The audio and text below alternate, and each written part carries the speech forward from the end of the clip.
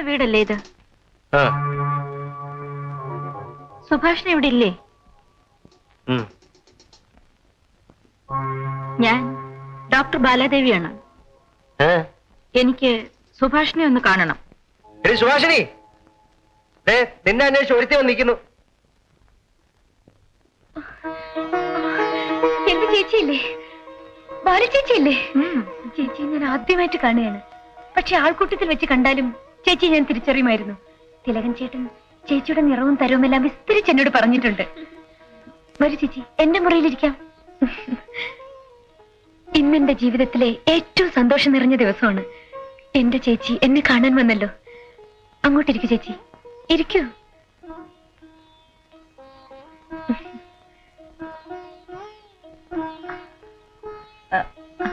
അപ്പുറത്തിരിക്കുന്ന ആരാണ്? അച്ഛന്റെ ഒരു അനന്തരവനാണ്. ഞങ്ങളെ സഹായിക്കാൻ വേണ്ടി ഇവിടെ താമസിക്കുന്നു. നാട്ടിൻപുറത്ത് ജീവിച്ച ആളാ. ടൗണിലെ മര്യാദകളൊന്നും അറിയില്ല. അച്ഛനെവിടെ? അച്ഛൻ ഓഫീസിൽ നിന്ന് എത്തിയിട്ടില്ല.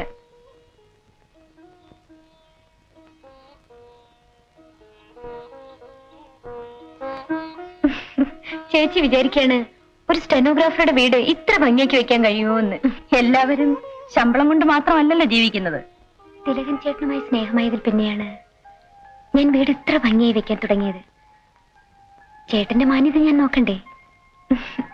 ആ ചേച്ചി, കാപ്പിയോ ചായയോ എന്താ കഴിക്കുക? ഇപ്പോഴൊന്നും വേണ്ട ശുഭേ, ഞാൻ ചായ കഴിച്ചതാണ്. നിന്നെ ഒന്ന് കാണാൻ വേണ്ടി മാത്രം വന്നതാണ്. സൽക്കാരങ്ങളൊക്കെ ഇനി ഒരിക്കൽ. ഇപ്പോൾ ആശുപത്രിയിൽ പോകേണ്ട അത്യാവശ്യ കാര്യമുണ്ട്. ഞാൻ നാളെ ഓഫീസ് വിട്ട് കഴിഞ്ഞ് ചേച്ചിയുടെ വീട്ടിൽ വരാം. വൈകിട്ട് കുറെ സമയം പാർക്കിൽ പോയിരിക്കുന്ന ഒരു പതിവ് എനിക്കുണ്ട്. പകല് മുഴുവനും രോഗാണുക്കളുടെ ഇടയിലല്ലേ. ഞാൻ പാർക്കിൽ വരാൻ ചേച്ചി. വളരെ സന്തോഷം. അപ്പോ നമുക്ക് പാർക്കിൽ വെച്ച് സംസാരിക്കാമല്ലോ. ഞാൻ പോട്ടെ ശുഭേ. ചേച്ചി, ദേ അച്ഛൻ വരുന്നു. അച്ഛാ, ഡോക്ടർ ബാലാദേവിയാണ്, തിലകൻ ചേട്ടന്റെ പെങ്ങൾ. കണ്ടതിൽ സന്തോഷം. വിവരങ്ങളെല്ലാം അറിയാമല്ലോ. തിലകൻ എന്റെ മോളെ വിവാഹം കഴിക്കുന്നതിൽ എനിക്ക് സന്തോഷമാണ്. തിലകന്റെ ഇഷ്ടമേ ഞാനും നോക്കുന്നുള്ളൂ. അത്യാവശ്യ കാര്യമുണ്ട്. വരട്ടെ. ഇനിയും വരാം. വരട്ടെ ശുഭ.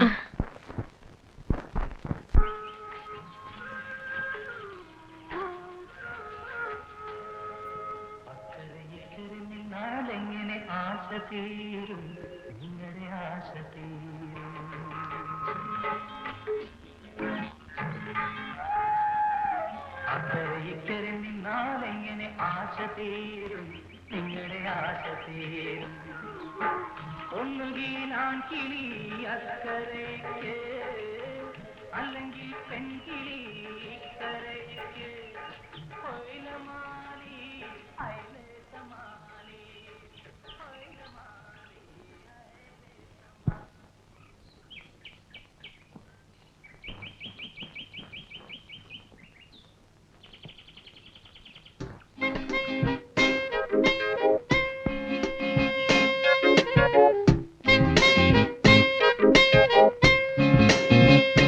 Good evening doctor. Good evening. ഞാനിവിടെ ഇരിക്കുന്നതിൽ ബുദ്ധിമുട്ടുണ്ടോ? ഹേയ്, ഇരുന്നോളൂ. താങ്ക്സ്.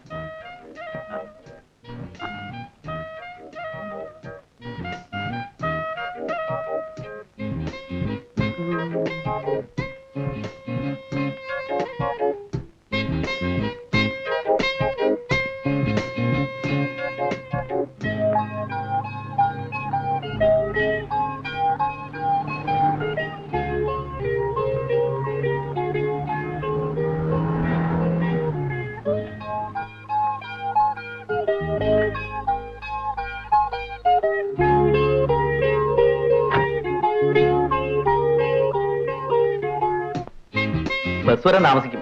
വിരോധമില്ല, ഞാൻ കൊണ്ടുവിടാം. നന്ദി. വേണ്ട. അമ്മയ്ക്കിപ്പോ നല്ല സുഖമുണ്ട്. ഡോക്ടറുടെ മരുന്ന് ഫലിച്ചുവെന്നാണ് അമ്മ പറയുന്നത്. എന്റെ അമ്മയെ ചികിത്സിക്കുന്ന ഒരു ഡോക്ടർക്ക് ഒരു ലിഫ്റ്റ് കൊടുക്കുന്നത് തെറ്റൊന്നുമല്ല. വരൂ. എന്നെ വെറുതെ വിട്ടേക്കും മിസ്റ്റർ ജയമോഹൻ. ശരി, ഞാൻ വരട്ടെ.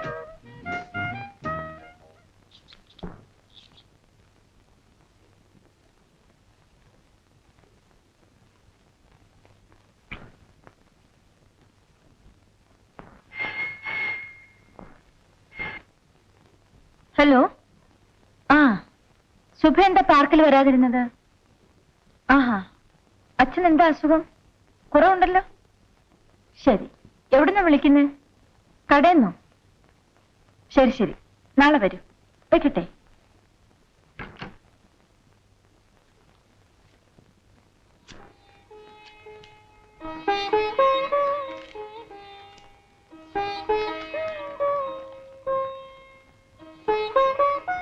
തിലകുഞ്ഞിന് എഴുത്താണോ? അല്ല, പ്രിയയുടെ എഴുത്താണ്. പാവം ഇടതി കൊണ്ട് എഴുതിയിരിക്കാണ്. ആ പെൺകൊച്ചിന് ഇങ്ങനെ വന്നല്ലോ. നമ്പ്യാർ സാറാണെങ്കിലോ നല്ലൊരു മനുഷ്യൻ. എഴുത്തി വിശേഷം വല്ലതും ഉണ്ടോ? ഞാനും തിലേനും കൂടി ചെന്നിരുന്നപ്പോൾ ഞാനൊരു മരുന്ന് പ്രിയക്ക് എഴുതി കൊടുത്തിരുന്നു. അത് അവിടെ ഒന്നും കിട്ടുന്നില്ലെന്ന്. ആ മരുന്ന് വാങ്ങിക്കൊണ്ട് 2 ദിവസം കഴിഞ്ഞ് ഞാനൊന്ന് പോകാം. കൊണ്ടു കൊടുക്കണം കുഞ്ഞെ. ആ കൈ സുഖമാകുന്ന സുഖമാകട്ടെ. ആ തള്ളയുടെ സ്വഭാവം തന്നെയാ കൊച്ചിന്റെ. ആ സ്ത്രീ എന്ത് നല്ല സ്വഭാവമുള്ള സ്ത്രീയായിരുന്നു.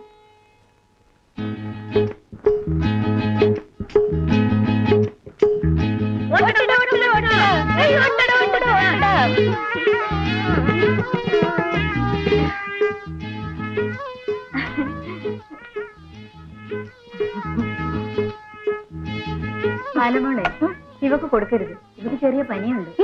കൊടുക്കല്ലോ പനിയാ.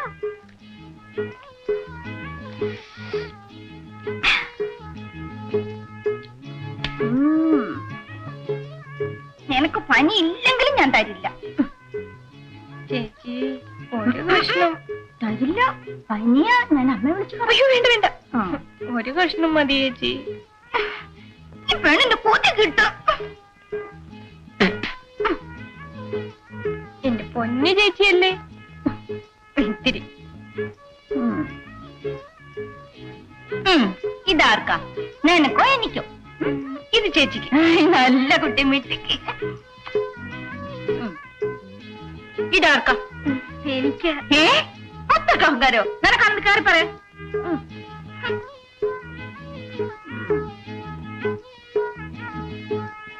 ഇതാർക്കാ? ഇത് നമുക്ക് രണ്ടുപേർക്കും. അങ്ങനെ കോട്ട് പിടിക്കണ്ട കേട്ടോ.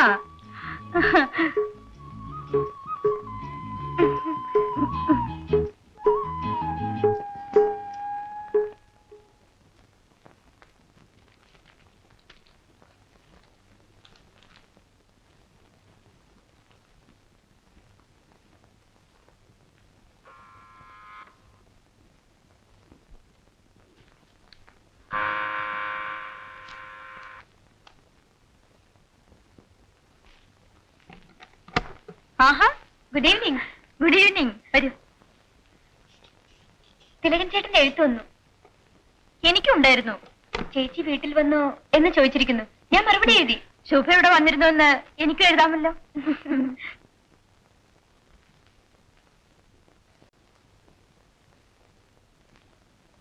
തിലകം പോയത് പിന്നെ ഞാൻ ഈ മുറിയിലേക്ക് കയറിയിട്ടേ ഇല്ല.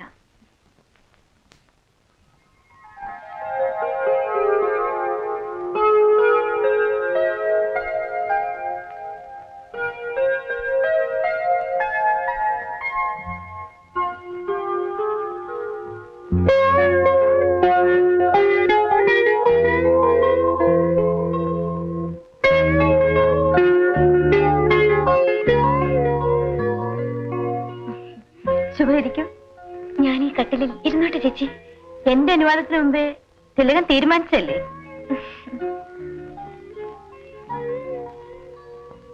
ചേച്ചി തടസ്സമൊന്നും പറയില്ലെന്ന് ചേട്ടൻ അറിയാമായിരുന്നു. അതെന്നോട് പറഞ്ഞിട്ടുമുണ്ട്. അവൻ എന്നെ അറിയാൻ ശുഭ. ആ, ഒരു കാര്യം പറയട്ടെ. ശുഭ ഇനി ജോലിക്ക് പോകണ്ട. വീട്ടിൽ വന്നപ്പോ എനിക്ക് തോന്നി ജോലിക്ക് പോകേണ്ട കാര്യമില്ലെന്ന്. ചേച്ചി വീടും മൂടിയും കണ്ടിട്ട് പറയുകയാണ്.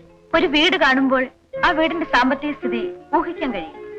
എന്തായാലും തിലകം വന്നു കഴിഞ്ഞാൽ ശുഭ ജോലിക്ക് വിടില്ല. അത് ചേട്ടന്റെ ഇഷ്ടം.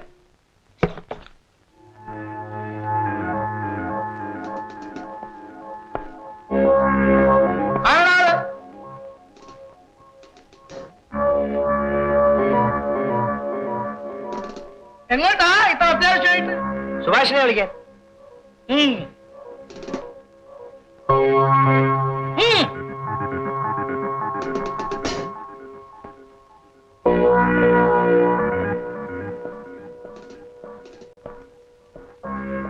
അതിന് കണ്ടോ? ആ വിരളിഞ്ഞ തന്നെ ഇതേതൊന്ന് ഞെക്കിയേ. കേട്ടോ? ആണുങ്ങളും പെണ്ണുങ്ങളും താമസിക്കുന്ന വീട്ടിൽ ചെന്ന ഇതുപോലെ വെളിയിൽ നിന്ന് വിരല് കൊണ്ട് ഇതേലൊന്ന് ഞെക്കണം. അപ്പൊ മണിയടി. മണി ഇല്ലാന്നുണ്ടെങ്കിൽ കഥവിന് മുട്ടണം. ആരെങ്കിലും വന്ന് കഥ തുറക്കും. സുഭാഷിനെ എനിക്കൊന്ന് കാണണം. എന്നപ്പ പറയണം. കാണോ? എന്താ പേര്? രാമു. അയ്യോ രാമു വന്നേ. ചേച്ചിക്ക് പ്രൈവറ്റ് പ്രാക്ടീസ് ഉണ്ടോ? കുറേശ്ശെ. സുഭാഷിനെ കാണണമെന്നും പറഞ്ഞ് രാമു ഒരാൾ വന്നിരിക്കുന്നു. രാമേട്ടനാണ്. ഇങ്ങോട്ട് വരാൻ പറയൂ. ആ അച്ഛൻ പറഞ്ഞയച്ച് നിന്നെ വിളിച്ചോണ്ടല്ലേ.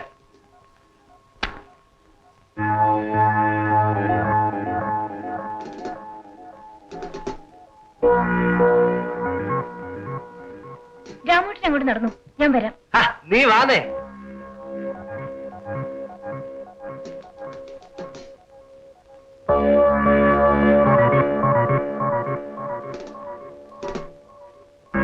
എന്നാ വരൂ. പോട്ടെ ചേച്ചി.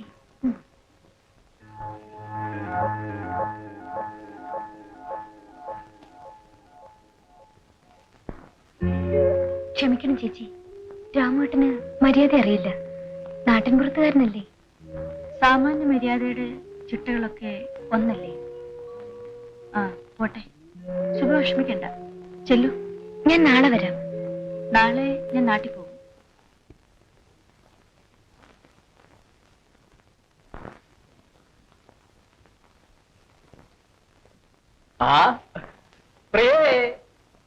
തിലകന്റെ കത്ത് വന്നിരുന്നു. സാറിന്റെ വിവരങ്ങളെല്ലാം ചോദിച്ചിട്ടുണ്ട്. ചേച്ചി,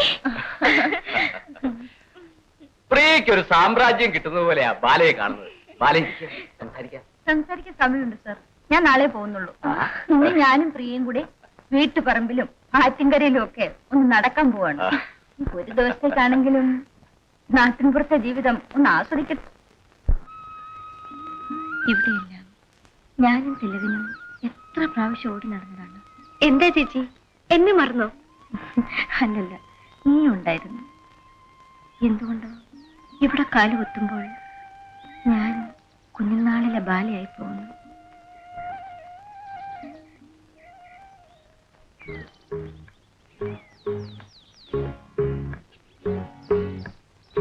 ഈ ചക്കരച്ചുമാവിന്റെ ചോട്ടിൽ വരുമ്പോൾ എന്തൊക്കെ ഓർമ്മകളാണ്. ഒരിക്കലും മറക്കാനാവാത്ത ഓർമ്മകൾ. ചേച്ചി, ഇങ്ങനെ ഓർത്തോണ്ടിരുന്നാ മതിയോ? കുളിക്കാൻ പോണ്ടേ? പരിപ്പോ.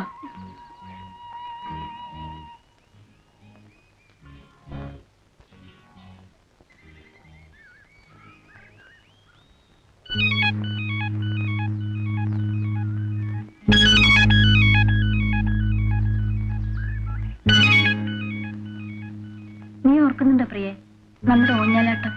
എങ്ങനെ മറക്കാനാ ചേച്ചി അത്? ശരി.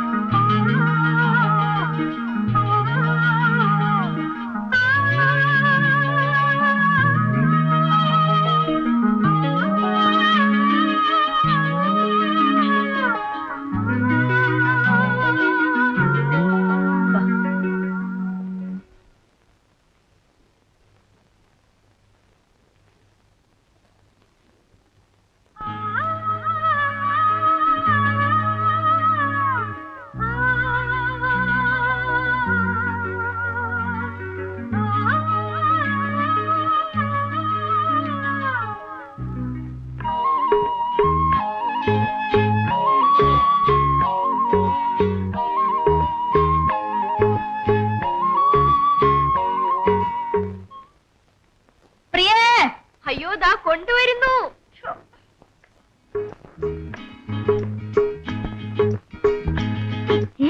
അയ്യോ, ഓട്ടടാ.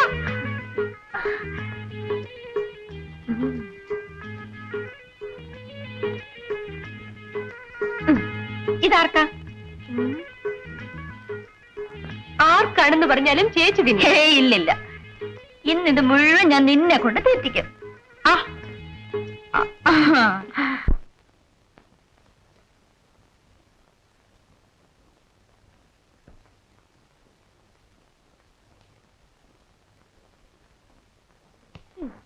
ചേച്ചി കിടന്നോളൂ. പ്രിയ, ഞാൻ നിലത്ത് പായി വിരിച്ച് കിടന്നോളാം. ഇവിടെ ഇരിക്കൂ.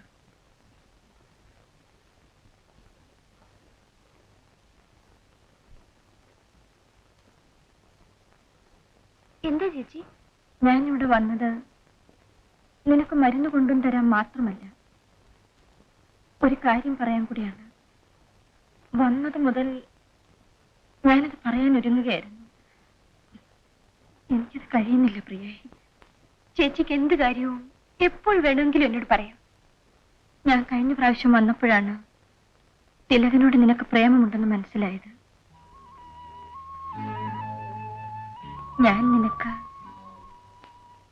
ആശ തരികയും ചെയ്തു. തിലകൻ മറ്റൊരു പെണ്ണിനെ വിവാഹം ചെയ്യാമെന്ന് വാക്കു കൊടുത്തുപോയി. ആ വിവരം ഞാൻ ഈയിടെയാണ് അറിഞ്ഞത്. പ്രിയ അവനെ സ്നേഹിക്കുന്നുണ്ടെന്ന് അവൻ അറിയില്ലായിരുന്നു. ചേച്ചി, ചേച്ചി വിഷമിക്കരുത്. ഒരു പെണ്ണിനെ സ്നേഹിച്ച് വിവാഹം ചെയ്യാമെന്ന് വാക്ക് കൊടുത്ത ശേഷം അത് ഉപേക്ഷിക്കണമെന്ന് ഞാൻ എങ്ങനെ പറയും? പറഞ്ഞാൽ അത് അവനനുസരിക്കുമോ? ചേച്ചി ഒരിക്കലും അങ്ങനെ പറയരുത്. എന്നെ ഓർത്ത് ദുഃഖിക്കുകയും വരുത്. ചേച്ചി കിടക്കൂ, ഞാൻ ലൈറ്റ് അണയ്ക്കാം.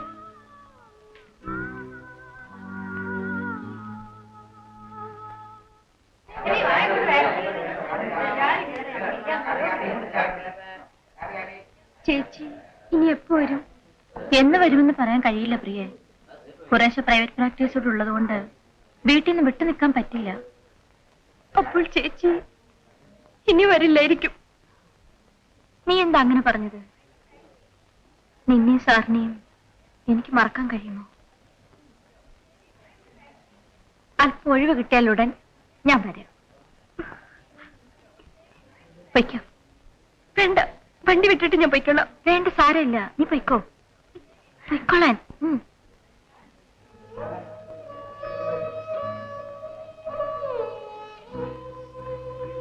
ചേച്ചി, തിലകൻ ചേട്ടന്റെ എഴുത്ത് വന്നാൽ വിവരങ്ങൾ അറിയിക്കണം. അറിയിക്കാം. പൊയ്ക്കോളൂ.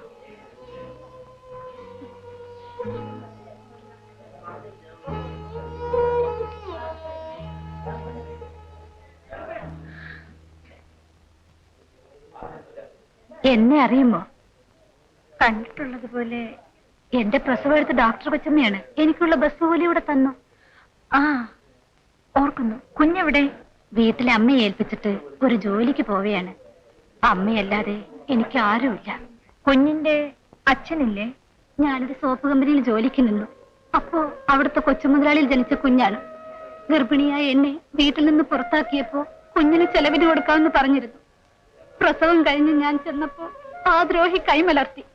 നാട്ടുകാരിൽ ചിലരെ സഹായിച്ച് കുഞ്ഞിന് ചെലവിന് കൊടുക്കാൻ കേസ് കൊടുപ്പിച്ചു. ആ കേസ് തള്ളിപ്പോയി. ജയമോഹൻ എന്നൊരു വലിയ വക്കീലാണ് മുതലാളിക്ക് വേണ്ടി കേസ് പറഞ്ഞത്. കുഞ്ഞിന് ചെലവിന് കിട്ടാത്തതിൽ എനിക്ക് സങ്കടമില്ല. ഞാൻ നാട്ടിലുള്ള എല്ലാ ആണുങ്ങളുടെയും കൂടെ വ്യഭിചരിച്ച് നടക്കുന്നോളാണെന്ന് ആ വക്കീൽ അദ്ദേഹം കോടതിയിൽ പറഞ്ഞു കളഞ്ഞു. സത്യദോഷം പറഞ്ഞ ആ മഹാപാപിയോട് ദൈവത്തമ്പുരാൻ ചോദിക്കും,